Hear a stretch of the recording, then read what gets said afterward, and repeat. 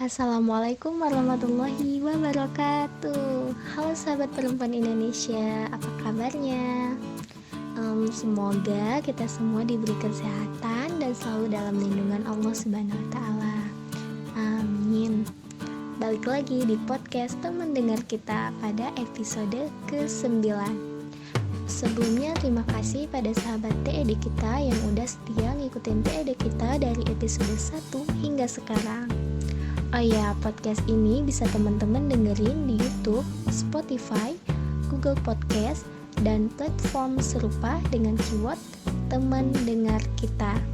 Dan untuk info update-nya bisa dilihat di akun Instagram @temendengarkita. Jangan lupa untuk di-follow dan subscribe, like, komen-komen, dan share agar lebih banyak yang merasakan kebermanfaatannya. Oke sahabat TED kita, pekan ini kamu akan ditemani sama aku, Ari Budianti, Relation and Media Vice Director of TED kita. Dan tema podcast kita pekan ini adalah kuliah kok ribet. Nah, bahasan ini akan kita obrolin bareng salah satu pengelola teman dengar kita di bagian Research and Program Director of teman dengar kita, yang Masya Allah sangat menginspirasi sekali. Dan beliau itu telah berhasil lulus kuliah sebagai lulusan terbaik dengan predikat cum laude IPK 3,95 UIN Raden Patah Palembang 2018. Wih, keren banget ya, Masya Allah. Nah, sahabat TED kita udah pada bisa nebak beliau siapa? Yaps, betul, beliau adalah Kak Siti Qoriah. Langsung aja ya kita tanya-tanyain beliau. Oke nih Kak Qoriah, kita itu kuliah ngapain aja sih? Soalnya ya kalau saya nonton di sinetron gitu, kuliah itu cuma datang ke kampus, terus masuk kelas, nongkrong sama temen-temen. Nah, gimana tuh Kak? Assalamualaikum warahmatullahi wabarakatuh. Terima kasih Kak Arif sudah mengundang saya untuk hadir di podcast teman dengar kita.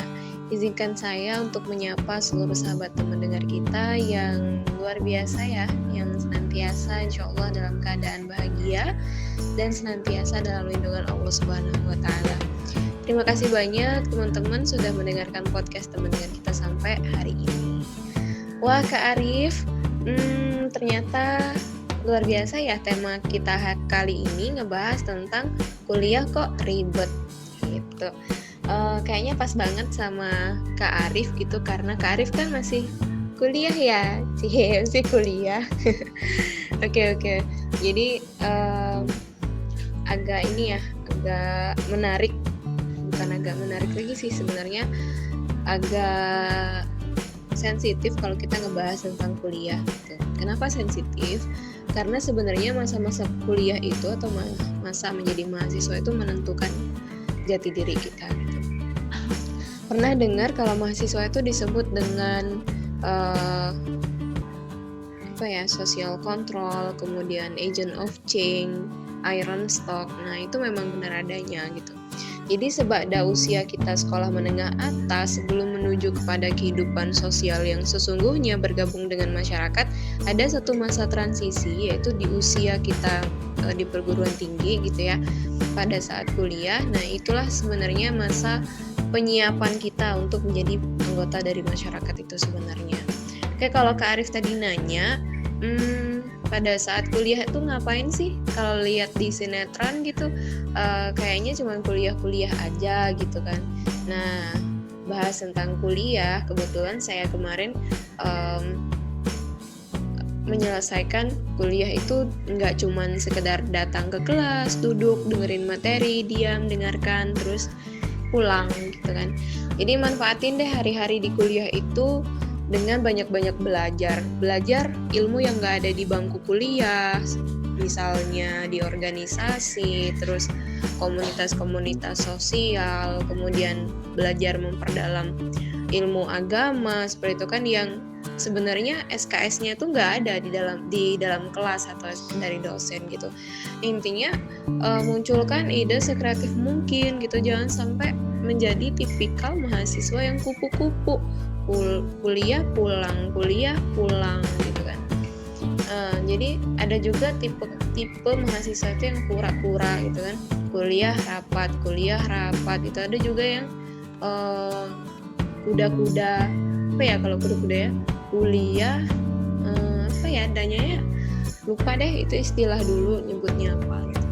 Kalau menurut saya mumpung dikasih waktu ya menjalani masa-masa mahasiswa, jadi manfaatin waktu itu, jangan cuman sekedar menghabiskan waktu di kelas aja gitu kan, lebih kepada mengeksplorasi diri, mencari pengalaman baru, mencari teman baru. Kira-kira begitu Kak Arif. Nah gini Kak Arif, kalau kita kembalikan kepada definisi mahasiswa itu sendiri menurut Kamus Besar Bahasa Indonesia, bahwa mahasiswa itu adalah seseorang yang belajar atau kuliah di perguruan tinggi. Dalam struktur pendidikan di Indonesia, mereka memegang status pendidikan tertinggi di antara lembaga yang lain. Maka dari itu, sebagai seorang mahasiswa yang menyandang gelar itu tadi, atau yang menjalani fase bersekolah di status pendidikan yang tertinggi, maka harus dioptimalkan gitu.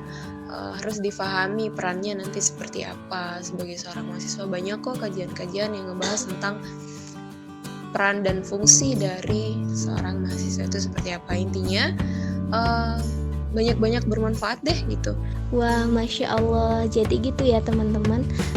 Seharusnya kalau kita kuliah itu bukan sekedar jadi mahasiswa yang datang ke kelas terus pulang, karena sejatinya banyak hal yang dapat kita eksplor dan dapatkan selain dari bangku kelas. Dan lagi, mahasiswa itu sering dibilang sebagai mahanya siswa, bukan siswa biasa lagi. Jadi kita harus memahami peran kita sebagai mahasiswa itu sendiri dan mengoptimalkan peran itu. Nah Kak Koriah, dengan peran dan gelar sebagai mahasiswa tadi nih, apakah sangat penting untuk kita berlomba-lomba dalam memperoleh IPK yang tinggi? Wah, ini menarik nih bahasan tentang IPK ya. Walaupun sebenarnya ada dua aliran gitu. Aliran yang pertama menganggap bahwa IPK itu nggak penting. Yang penting itu gimana kita bisa kuliah, terus dapat ilmunya, dapat pengalaman berorganisasinya. IPK itu nggak penting karena itu cuman angka aja gitu kan. Jadi nggak perlulah dibela-belain biar dapat IPK yang besar gitu. Nggak apa-apa 2 koma aja nggak apa-apa gitu. Ada yang begitu nganggapnya. Ada yang mau standar-standar aja. Nah aliran yang kedua ada yang bilang bahwa IPK itu penting. Jadi harus diperjuangkan agar angkanya stabil lah gitu setidaknya, atau bisa lebih dari stabil, tinggi gitu kan angkanya. So sebenarnya kalau dari saya pribadi, IPK itu kan indeks prestasi kumulatif yang menjadi tolak ukur keberhasilan kita gitu loh dalam belajar selama 1 semester. Aku tidak menyalahkan kalau saya tidak menyalahkan kalau misalnya teman-teman menganggap bahwa IPK itu tidak penting. Ya, saya tidak menyalahkan, mungkin ada sudut pandang yang berbeda lainnya gitu kan. Karena memang sejatinya kuliah tidak hanya semata-mata dilihat dari angka IPK. Tetapi saya juga tidak terlalu membela teman-teman yang mengatakan bahwa IPK itu sangat penting sehingga harus diperjuangkan mati-matian, bahkan nauzubillahnya sampai ada yang menghalalkan segala cara biar IPK-nya gede gitu. Nah, itu juga salah. Saya mencoba untuk berada di posisi tengah-tengah bahwa menjadikan IPK itu sebagai cerminan gitu. Berhasil enggak ya saya belajar selama 1 semester ini gitu. Dan juga mahasiswa itu kadang-kadang dihadapkan pada pilihan-pilihan gitu. Misalnya mau IPK besar tapi kegiatan yang lainnya nggak jalan gitu, misalnya organisasinya nggak jalan, sosialnya nggak jalan, fokus saja ngejar IPK gitu. sementara kontribusi kita sebagai mahasiswa kurang gitu. Terus ada juga yang mau IPK-nya kecil, rendah, di bawah standar, tapi aktivitas di luar kuliahnya keren banget gitu, organisasinya keren, terus aktivitas sosialnya keren gitu. Nah, jadi sebenarnya nggak harus dihadapkan pada dua pilihan itu ya.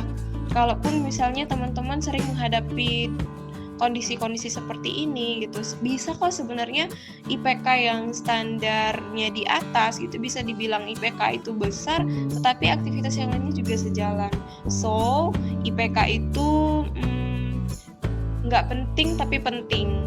Nah, kalau seandainya aja kalau nggak ada IPK, gimana coba kita ngelihat progres belajar kita gitu. Tapi bukan juga menjadikan IPK sebagai satu-satunya tujuan kita kuliah. Gitu Kak Arif. Semangat ya yang masih kuliah. Oke, semangat. Iya nih, setuju banget. Jadi IPK itu bukan sebagai satu-satunya tujuan dari kuliah, namun ia tetap penting untuk mengukur progres kita selama satu semester. Sama seperti halnya saat kita di bangku sekolah dasar ataupun sekolah menengah yang menerima hasil belajar kita selama satu semester. Lanjut lagi nih Kak, tadi kan udah disinggung sama Kak Korea mengenai organisasi. Di perguruan tinggi itu banyak banget organisasi ataupun UKM yang bisa kita ikutin. Bahkan ada istilah tadi tuh mahasiswa kura-kura yang kerjanya kuliah rapat gitu, sibuk dengan organisasi. Nah gimana nih Kak, kalau dari poin-poin sebelumnya sih organisasi itu penting. Tapi kalau menurut Kak Korea sendiri, seberapa penting berorganisasi itu selama masa kuliah? Wah, keren ini pertanyaannya Kak Arif. Jadi kalau ngomongin organisasi pas kuliah, saya kemarin tuh sempat tergabung dalam beberapa organisasi ya, mulai dari level fakultas untuk sarana pengembangan diri keilmuan gitu kan. Terus ada lagi sampai level universitas gitu. Ada juga yang itu eksternal kemarin. Jadi sebenarnya kenapa mahasiswa itu harus berorganisasi dan seberapa penting gitu kan. Nah, menurut teori agent of change dikatakan bahwa mahasiswa itu adalah agen penggeraknya, agen penggerak perubahan. Jadi status kita sebagai seorang mahasiswa itu melekat pula dengannya identitas untuk mengajak masyarakat melakukan perubahan dari hal yang kurang baik menjadi hal yang lebih baik, seperti itu. Kemudian di pundak mahasiswa juga titik kebangkitan suatu bangsa. Kalau ngomongin tentang mahasiswa itu ya, tragedi yang paling tren gitu kan dan diingat oleh sejarah, maka akan dekat dengan tragedi peristiwa 98, kemudian Trisakti, kemudian apalagi ya, peristiwa-peristiwa yang dikompori atau yang dipelopori oleh kaum mahasiswa seperti itu. Nah, untuk mencapai kepada tujuan dari teori agent of change tadi, kita perlu pengembangan diri, kita perlu dilatih, kita perlu dididik gitu kan, lewat yang namanya sebuah laboratorium pengembangan diri mahasiswa bernama organisasi seperti itu. Jadi menurut saya organisasi itu penting banget ketika kuliah karena untuk menjalankan peran kita sebagai seorang mahasiswa yang optimal, kita memerlukan tools untuk mencapai ke situ. Salah satu toolsnya adalah organisasi. Tentunya organisasi yang harus kita pilih itu adalah organisasi yang memang akan membawa kita kepada perubahan yang lebih baik dari sebelumnya. Jadi bukan cuman sok-sokan ikut aja gitu, mau nebeng nama, terus pengen dapat untungnya aja. Oh kalau ada peluang bagus ikutan nih, kalau nggak ada peluang bagus nggak mau ikutan. Bukan seperti itu. Pentingnya organisasi dalam kuliah itu untuk menambah skill kita. Bagaimana skill kita mengelola, memanajemen, terus tuh berinteraksi dengan orang lain yang nantinya itu bakalan menjadi bekal kita ketika memang sudah benar-benar terjun ke masyarakat gitu Kak Arif. Masya Allah, penting banget ya teman-teman. Jadi berorganisasi itu manfaatnya itu akan kita rasakan baik saat kita sedang ada di bangku kuliah sebagai mahasiswa maupun saat kita terjun ke masyarakat. Tentunya dengan memilih organisasi yang memang akan membuat kita menjadi lebih baik lagi dan juga meningkatkan skill-skill yang ada dalam diri kita. Tadi juga Masya Allah ya, Kak Korea juga dengan IPK-nya yang tinggi bukan berarti beliau nggak berorganisasi, tapi tetap berorganisasi. Oke Kak, kan sering ada yang problem gini, kita mahasiswa nih merasa kalau kita butuh juga untuk mencari uang, membantu perekonomian, ataupun ingin meringankan beban orang tua, sehingga kita sambil bekerja gitu. Nah gimana tuh Kak kalau kuliah sambil kerja? Nggak apa-apa gitu atau gimana? Ya, kalau ngomongin tentang kuliah sambil bekerja, saya juga pernah ngalaminnya gitu. Kira-kira di setengah perjalanan kuliah kemarin, saya pernah menjadi seorang mahasiswa pedagang juga. Mulai dari pedagang pulsa, terus beralih ke pedagang buku-buku mahasiswa, terus pernah juga menjadi pedagang gorengan keliling dari satu fakultas ke fakultas yang lain. Ketika tidak ada jam mata kuliah, maka saya berkeliling nawarin jualan saya itu, kadang juga ke dosen-dosen, dan alhamdulillah gitu kan, respon mereka ada yang mendukung juga, ada yang enggak juga gitu. Kenapa dulu saya memutuskan untuk berdagang? Karena memang pada waktu itu keadaan ekonomi keluarga ya membutuhkan support dari semua anggota keluarga gitu. Menurut aku sih nggak apa-apa bekerja sambil kuliah. Malahan saya dulu kuliah, kerja, berorganisasi, berprestasi, ngaji gitu kan. Semuanya itu bisa kita lakukan. Ya tinggal profesionalisasi. Intinya gimana kita bisa bijaksana mengatur waktu gitu kan. Jangan sampai yang aktivitas utama kita tuh kuliah malah terbengkalai sebab alasan organisasi, alasan cari uang atau alasan-alasan lainnya. Tetap gitu ada prioritasnya dan ada juga di bawah prioritas itu. Nah, kalau udah tahu nih teman-teman, sahabat pendengar kita, skala prioritasnya yang mana dan apa yang harus kita lakukan sekarang ini gitu kan, mana yang boleh dikesampingkan pelaksanaannya, maka insya Allah nggak ada tuh yang namanya kuliah sambil kerja berarti mengorbankan salah satunya, insya Allah nggak. Saya selama perjalanan kuliah itu bisa dikatakan ya sambil bekerja memang sampai di menuju akhir masa kuliah ya, semester berapa kira-kira waktu itu, semester 6 menuju semester 7. Nah semester 6 itu kan saya masih bekerja sebagai seorang guru privat gitu, pernah juga mengajar di lembaga. Ya all is well sih, buktiin aja kalau misalnya emang kita tuh bisa, nggak ada yang mengorbankan salah satunya gitu. Kak Arif gimana, udah jelas belum? Insya Allah Kak jelas ya. Nah jadi kita itu kalau mau kuliah sambil kerja nggak apa-apa ya, yang penting aktivitas kuliah kita nggak terbengkalai. Tadi juga Kak Korea sempat menyinggung masalah skala prioritas nih. Bagi-bagi dong Kak tipsnya agar kita itu bisa menjaga keseimbangan antara kuliah, organisasi, juga aktivitas spiritual kita, agar kita itu nggak mengorbankan salah satu di antara mereka. Dan ini juga sekalian sebagai closing statement dari Kak Korea. Oke, kalau kita ngebahas tentang tips menjaga keseimbangan antara kuliah, organisasi, dan spiritual, maka yang harus kamu lakukan adalah yang pertama, luruskan niat bahwa kuliah, organisasi, dan menjaga spiritual kita itu semata-mata hanyalah bentuk ibadah kita kepada Allah Subhanahu wa Ta'ala, bukan yang lain ya. Kemudian yang kedua, pahami konsep kenapa kita harus kuliah, organisasi, dan menjaga spiritual kita. Nih, kalau manusia itu konsepnya terdiri dari 3 unsur ya, atau 3 potensi jasad, potensi ruh, dan potensi fikriyah. Nah, ketiga potensi ini harus kita penuhi lewat nutrisi masing-masing gitu. Kalau jasad ya pakai aktivitas fisik, terus kalau ruh itu pakai aktivitas amal ibadah kita, dan kalau untuk fikriyah maka itu dengan ilmu pengetahuan. Nah, jadikan 3 komponen tadi, kuliah, organisasi, dan spiritual itu adalah makanan untuk 3 potensi yang kita miliki.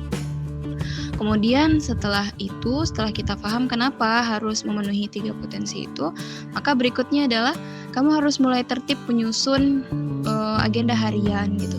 Gimana caranya agar 3 unsur ini tadi bisa membersamai hari-hari yang kita lewati gitu. Nggak jomplang. Nah, sebenarnya bisa kok gitu. Nggak harus ada yang dikorbanin. Misalnya kuliah aja, organisasi aja, ibadah aja, enggak ya, bisa kok berjalan beriringan. Tinggal kamu susun aja celahnya di mana gitu yang yang bisa menemukan titik temu di antara ketiganya itu.